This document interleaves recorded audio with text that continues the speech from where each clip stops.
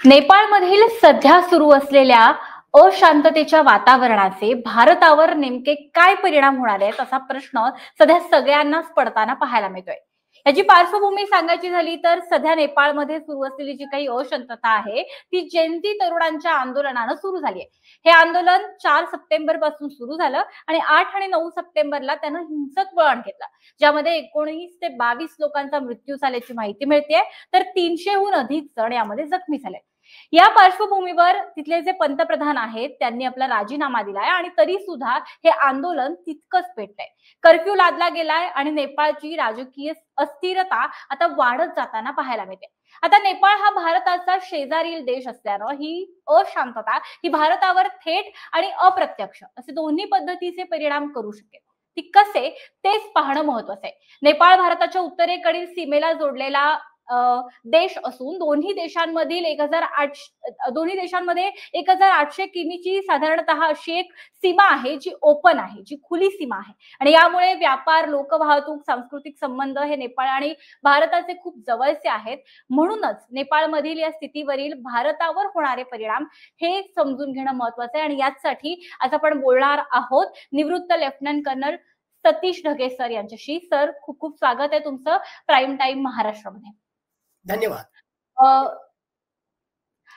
नेपाळ सरकारनं सोशल मीडियावर जी काही बंदी घातलेली आहे त्यामुळे जेनझी इथले आक्रमक झाले आणि त्यामुळे आंदोलन होत आहे अशा पद्धतीचा एक सूर सुरुवातीला उमटत होता, परंतु आता ती बंदी मागे घेतल्यानंतर सुद्धा इथलं वातावरण पेटतच आहे। पंतप्रधानांनी राजीनामा देऊन सुद्धा हे आंदोलन पेटतच आहे। या सगळ्या नेपाळमध्ये उद्भवलेल्या परिस्थितीचं प्रमुख आणि मूळ कारण काय असं? तात्कालिक कारण जे आहे ते सोशल मीडिया बॅन, 26 वेगवेगळ्या प्रकारचे सोशल मीडिया ऍप्स त्याला जे आहे बंदी घालण्याचा निर्णय तिथल्या सरकारने घेतला आणि त्याच्या विरुद्ध शांततेमध्ये आंदोलन करण्यासाठी हजारो युवक रस्त्यावर उतरले होते। पण केपी शर्मा ओली प्रशासनानं हिंसक पद्धतीने त्याला कंट्रोल करण्याचा प्रयत्न केला आणि माझ्या मते तोच टर्निंग पॉइंट ठरला, ज्याच्या माध्यमातून काही तासामध्येच हे सगळं जे आंदोलन आहे ते उग्र त्या ठिकाणी झालं। पण यातलं खरं कारण काय? 2008 मध्ये तेव्हाचे जे किंग ज्ञानेंद्र शाह होते त्यांनी जे आहे पायउतार ते त्या ठिकाणी झाले, कॉन्स्टिट्यूशनल बदल झाला त्यांच्या नेपाळच्या संविधानामध्ये आणि 2008 पासून 2025 पर्यंत तब्बल 15 म्हणजे आताचं सुद्धा सरकार मी त्या ठिकाणी मोजतोय, तब्बल 15 सरकार त्या ठिकाणी आली। त्यापैकी एकाही सरकारनं आपला कार्यकाल पूर्ण केला नाही।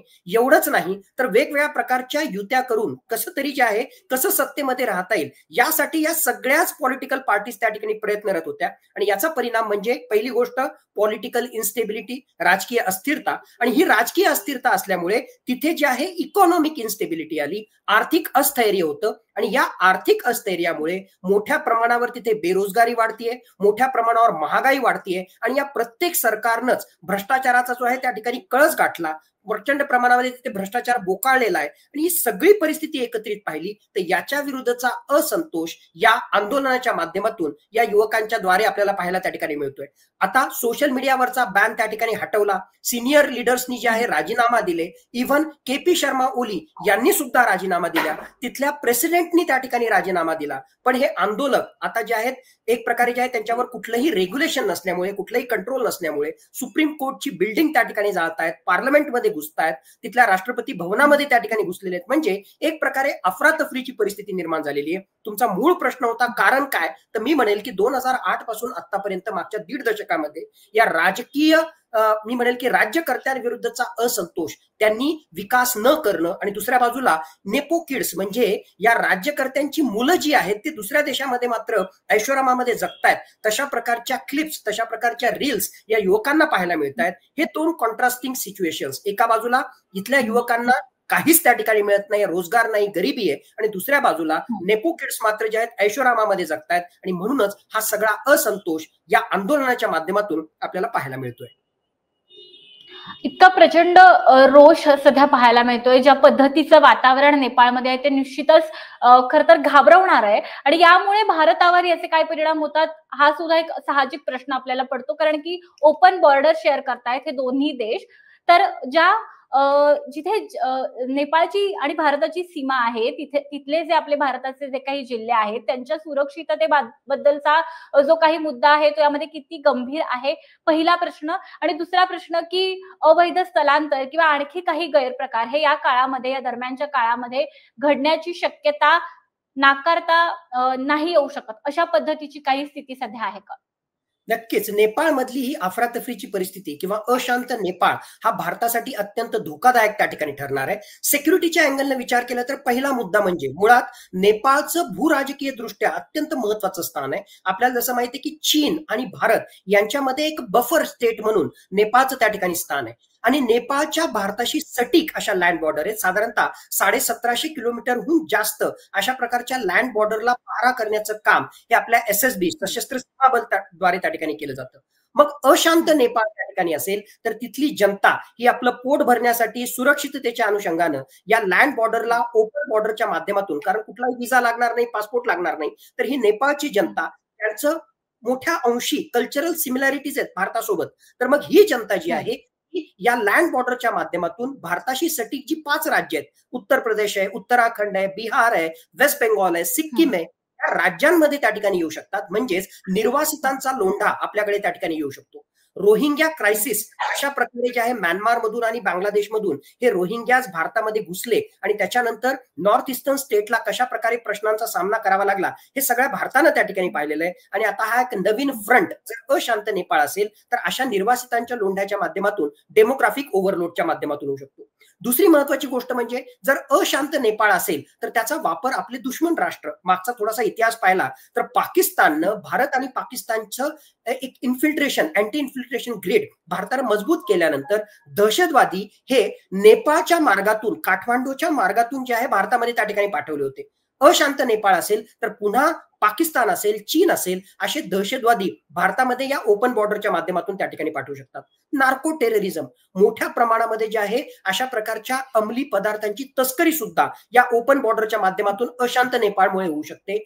FICN थोडक्यात आपण ज्याला फर्जी करन्सी म्हणतो, डुप्लिकेट नोट्स, या सुद्धा या मार्गाने आपल्याकडे त्या ठिकाणी येऊ शकतात. हा झाला दुसरा मुद्दा.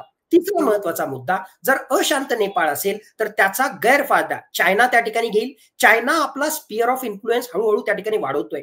चायनाची जी इनसर्कलमेंट पॉलिसी आहे त्याच्यानुसार भारताच्या सभोवतालची जी राष्ट्र आहेत त्या ठिकाणी आपला दबदबा निर्माण करणं, मिलिटरी बेस आणि इकॉनॉमिक बेस आणखी मजबूत करणं आणि त्याच्या माध्यमातून भारताचा गळा एक प्रकारे भारतावर दबाव निर्माण करणं ही चायनाची रणनीती आहे. पाकिस्तान, श्रीलंका, म्यानमार, बांगलादेश, आता याच्या सोबतीलाच नेपाळ सुद्धा जो आहे त्याच्या कवेत यावा यासाठी जे आहे चीनचा पूर्णतः प्रयत्न सुरू आहे. आणि भारत विरोधी किंवा एक प्रकारे जे आहे अशा प्रकारचं अशांत वातावरण नेपाळमध्ये असेल तर त्याचा विपरीत परिणाम भारतावर सुद्धा त्या ठिकाणी होणार आहे. आणखीन एक महत्वाचा मुद्दा, जे भारत विरोधी त्या ठिकाणी सरकार आहे सध्याचं KP शर्मा ओली, हे सुद्धा सरकार भारत विरोधी आणि चायना धार्जिनं अशा प्रकारचं आहे. आणि म्हणूनच वेगवेगळ्या प्रकारची विधानं असो किंवा वेगवेगळ्या प्रकारच्या पॉलिसी स्टेटमेंट किंवा पॉलिसी डिसिजन्स त्यांनी घेतले. त्यामधला एक महत्वाचा भाग म्हणजे माधेशी. माधेशी ही कम्युनिटी जी नेपाळमध्ये राहते आणि भारताच्या तराई रिजन मध्ये त्या ठिकाणी राहते. त्या माधेशींची डिमांड आहे की नेपाळमध्ये जे आहे आमचं प्रतिनिधित्व वाढावं, आम्हाला स्वायत्तता त्या ठिकाणी मिळावी, परंतु या सरकारनं तसं दिलं नाही. याच्या विपरीत वेगवेगळ्या प्रकारच्या कार्टोग्राफिक ॲग्रेशन, म्हणजे थोडक्यात जो भारताचा भाग आहे असा लिम्पिया धुरा असेल किंवा कालापानी असेल किंवा लिपू लेक असेल, हा भाग जो आहे नेपाळनं आपल्या नकाशामध्ये दाखवून एवढंच नाही आपल्या करन्सीवर त्याला दाखवण्याचा प्रयत्न केला. म्हणजेच चायना धार्जिनी आणि भारत विरोधी भूमिका या KP शर्मा ओली सरकारने घेतली होती. एकूणच विचार केला सुरक्षेच्या अनुषंगानं, भूराजकीय दृष्ट्या, आर्थिक दृष्ट्या, आंतरराष्ट्रीय दृष्टिकोनातून अशांत नेपाळ हा भारताला परवडणारा नाही. म्हणून भारतानं अत्यंत ऍक्टिव्ह भूमिका घेणं ही खऱ्या अर्थानं आज घडीला काळाची गरज आहे. परिस्थिती आता नेपाळमध्ये असेल जी भारतासाठी अत्यंत आपण म्हणूया आव्हानात्मक आहे, तर अशा स्थितीमध्ये मग भारताची भूमिका काय असली पाहिजे? भारतानं जे आहे नरोवा कुंजरोवा ही भूमिका त्या ठिकाणी सोडून द्यावी. न्यूट्रल भूमिकेमधून जे आहे नेपाळच्या परिस्थितीकडे पाहू नये. माझ्या मते प्रोएक्टिव्हली त्या ठिकाणी ऍक्ट करणं आवश्यक आहे. कारण जशी चर्चा केली, ओपन बॉर्डर आहे, नेपाळचे भारतासोबत एन्शियंट टाइम पासून संबंध त्या ठिकाणी राहिलेले आहेत. आणि मुळातच जे आहे या सगळ्या अँगलनं पाहिलं तर पहिली गोष्ट डिप्लोमॅटिकली आपल्याला ऍक्टिव्ह होण्याची गरज आहे. जसं काही वर्षांपूर्वी श्रीलंकेमध्ये इकॉनॉमिक क्रायसिस होता, त्यावेळेस भारत हे पहिलं राष्ट्र होतं ज्यांनी LOC लाईन ऑफ क्रेडिटच्या माध्यमातून श्रीलंकेला त्या सगळ्या गर्तेतून बाहेर काढलं. त्याच प्रकारे आज घडीला नेपाळची लॉ अँड ऑर्डर सिच्युएशन सुधारण्यासाठी, त्याचबरोबर आर्थिक स्थिती सुधारण्यासाठी भारतानं कुठेतरी पुढाकार घेण्याची गरज आहे. आंतरराष्ट्रीय दृष्टिकोनातून जर युनायटेड नेशन्सचं काही इंटरव्हेन्शन त्या ठिकाणी होत असेल तर त्याला सुद्धा सपोर्ट देणं हे सुद्धा भारत त्या ठिकाणी त्याच्यात करू शकतो. साऊथ एशियामधला एक रिस्पॉन्सिबल नेशन, आणि by the way neighbourhood first ही आपली पॉलिसी आहे, त्या नेबरहुड फर्स्ट पॉलिसीच्या माध्यमातून सुद्धा नेपाळमध्ये जे आहे डिप्लोमॅटिकली आपल्याला ऍक्शन घेणं हे अत्यंत आवश्यक आहे आणि ती परिस्थिती कशी निवळेल हे पाहणं त्या ठिकाणी आवश्यक आहे. दुसरी महत्वाची बाब, कुठे ना कुठेतरी जे आहे बॅक चॅनल डिप्लोमसीच्या माध्यमातून नेपाळमध्ये जे आहे कसं भारत धार्जिनं सरकार त्या ठिकाणी येईल. मग काही त्या ठिकाणी पॉलिटिकल पार्टीज आहेत ज्या कम्युनिस्ट पार्टी नाहीये, लेफ्टिस्ट आयडिओलॉजीच्या नाहीयेत, अशा सोडून अशा काही पॉलिटिकल पार्टीज ज्या आहेत त्या भारत धार्जिनं त्यांचं सरकार राहिलेलं आहे. एवढंच नाही, नेपाळ नरेश म्हणजे जर खरोखरच नेपाळमध्ये कॉन्स्टिट्युशनल मोनार्की आली, त्या ठिकाणी जे आहे राजेशाही पद्धत जर कॉन्स्टिट्यूशन मध्ये अमेंडमेंट करून त्या ठिकाणी आली तर ती सुद्धा पद्धत काही अंशी जी आहे भारतासाठी फायद्याची ठरू शकते. म्हणून बॅक चॅनल डिप्लोमसीच्या माध्यमातून या सुद्धा फॅक्टरला आपल्याला चेक करावं लागणार आहे आणि त्या अनुषंगानं आपल्याला काही महत्वाची पावलं त्या ठिकाणी उचलावी लागणार आहेत. आणि सगळ्यात महत्वाचं, चायनाचा जो प्रयत्न आहे आर्थिकदृष्ट्या, पॉलिटिकली, राजकीय दृष्ट्या आणि आंतरराष्ट्रीय दृष्ट्या एक प्रकारे चंचू प्रवेश करून नेपाळमध्ये जे आहे आपलं स्थान मजबूत करण्याचा, हे पूर्णतः जे आहे आपल्याला उधळून टाकायचं आहे. आणि त्यासाठी आपली डिप्लोमसी आणि त्याचबरोबर होल ऑफ नेशन अप्रोच त्या ठिकाणी आपल्याला करणं आवश्यक आहे. शेवटचा मुद्दा पण तेवढाच महत्वाचा, मुळात नेपाळची जी आर्मी आहे त्या नेपाळच्या आर्मीच्या ऑफिसरला ट्रेनिंग हे भारताची आर्मी त्या ठिकाणी देत असते, मागच्या कित्येक दशकांपासून होतंय. एक गोष्ट.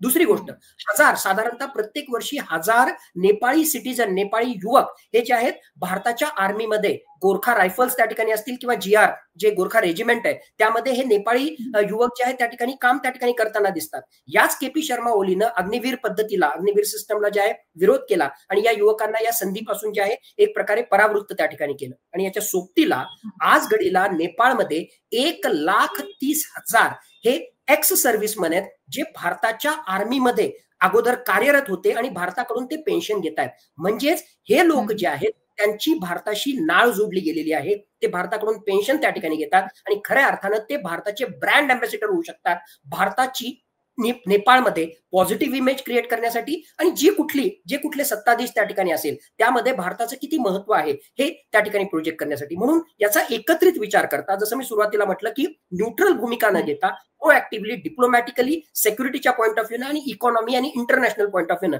भारतानं नेपाळला मदत करणं अत्यंत महत्वाचं आहे. बरोबर सर, बरेचसे खर तर मुद्दे आपण अगदी सविस्तरपणे कव्हर केलेले आहेत की कशा पद्धतीनं भारतावर याचा परिणाम होणार आहे. अगदी अखेरकडे येते मी आता या इंटरव्ह्यूच्या. शेवटचा प्रश्न असा विचारते की भारताच्या आजूबाजूचे जी काही राष्ट्र आहेत आता त्या सगळ्यांचीच परिस्थिती आणि भारतासोबतचे त्या सगळ्यांचे संबंध हे आता ताणले गेलेले किंवा त्या देशांमध्ये जी असलेली परिस्थिती आहे ती एकंदर तणावाची दिसते. पाकिस्तान असू दे, बांगलादेश असू दे किंवा आता नेपाळ असू दे. तर ही जी काही एक वेढलेली आपल्याला देश आहे, जी राष्ट्र आहे त्यांची अशी परिस्थिती, यांचा जर एकंदर आपण विचार केला तर भारताचं साधारणतः म्हणजे भूमिका आणि त्या एकंदर या सगळ्या देशांमुळे भारतावर होणारे परिणाम याविषयी आपण थोडक्यात सांगू शकाल का? नक्कीच भारतासाठी चॅलेंजिंग सिच्युएशन आहे आणि काही अंशी या सगळ्या परिस्थितीला चायना सुद्धा जबाबदार आहे. कारण चायनाच्या 3E पॉलिसी मधला एक महत्वाचा E म्हणजे एन्सर्कलमेंट. हा झाला एक भाग. दुसरा भाग तुम्ही राईटली पॉइंट आउट केलं की ती बांगलादेश असेल किंवा श्रीलंका असेल, म्यानमार असेल, यामध्ये ज्या प्रकारची परिस्थिती निर्माण झालेली आहे आणि आपला जो अगोदरपासूनचा सो कॉल्ड मोठा भाऊ पाकिस्तान जो आहे त्याचं भारतासोबत किती सख्य आहे ते सगळ्या जगाला त्या ठिकाणी माहितच आहे. मग ही सगळी परिस्थिती लक्षात घेता भारतासमोर चॅलेंजिंग सिच्युएशन आहे. आणि जसं मी म्हटलं की प्रत्येक ठिकाणी आपल्याला वेगवेगळ्या प्रकारे ऍक्ट करावं लागणार आहे. पहिले तर आपली सुरक्षा मजबूत करणं हे आपल्याला आवश्यक आहे, कारण हे आपले नेबरिंग नेशन्स आहेत. दुसरी गोष्ट, एक मोठा भाऊ असल्यामुळे भारत जो आहे एक इमर्जिंग इकॉनॉमी, सुपर पॉवर असल्यामुळे त्यांना जर आर्थिक मदत करायची गरज असेल तर ते आपल्याला करावं लागेल. कल्चरल टाईज ऑलरेडी आपल्यासोबत आहेत, ते आणखीन दृढ त्या ठिकाणी करावी लागेल. आणि या अनुषंगाने आपल्याला दाखवावं लागेल की साऊथ एशियामध्ये खऱ्या अर्थानं रिस्पॉन्सिबल नेशन, खऱ्या अर्थानं युनिव्हर्सल ब्रदरहुड मानणारा भारत हा देश आहे. आणि भारताकडे जर या देशांनी विश्वास टाकला तर जे आहे त्यांचं भलं होईल. हे ज्यावेळेस आपण करू त्याच वेळेस खऱ्या अर्थानं जगामध्ये इमर्जिंग सुपर पॉवर होण्यासाठी आपली जी वाटचाल सुरू आहे त्याला बळ त्या ठिकाणी प्राप्त होईल. ऑर अदरवाईज भारताचे जे विरोधी राष्ट्र आहेत ते भारताला या सभोवतालच्या राष्ट्रांमध्येच गुंतवून ठेवतील आणि त्याच्यामुळे जे आहे भारताच्या सुरक्षेसमोर भविष्यामध्ये प्रश्न निर्माण होऊ शकतील. सर, तुम्ही दिलेली माहिती ही अत्यंत सोप्या शब्दात खरं तर आणि खूप महत्वाची होती. नेपाळमधली जी गेल्या काही दिवसांपासूनचं वातावरण आणि परिस्थिती आहे ती अत्यंत गंभीर आहे. पण सोप्या शब्दामध्ये आम्हाला खरं तर हे समजून घ्यायचं होतं आणि ते तुम्ही व्यवस्थित सांगितलंय. भारतावर नेपाळच्या या परिस्थितीचे काय परिणाम होतील आणि भारताचं प्लॅन ऑफ ऍक्शन आता काय असायला हवं, भारताने काय भूमिका घ्यायला हवी, याबद्दल तुम्ही दिलेली सगळी माहिती ही आमच्या प्रेक्षकांपर्यंत पोहोचते सोप्या भाषेमध्ये. याबद्दल तुमचे खूप खूप आभार. तुम्ही दिलेल्या वेळाबद्दल सुद्धा तुमचे मनापासून आभार. धन्यवाद गौरी.